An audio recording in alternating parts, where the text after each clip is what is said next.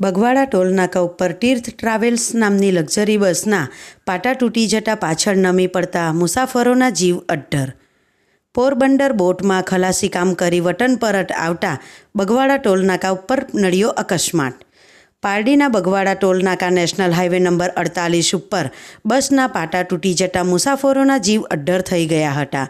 આજરોજ બપોરે 1:30 વાગ્યાના સુમારે તીર્થ ટ્રાવેલ્સ નામની ખાનગી લક્ઝરી બસ પોરબંદરથી વાપી સેલવાસ તરફ આવી રહી હતી.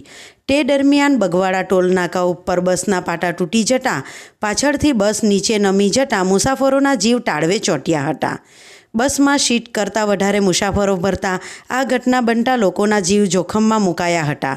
સદનસીબે બસ પલટી ન મારતા મોટી જાનહાનિ ટળી હતી.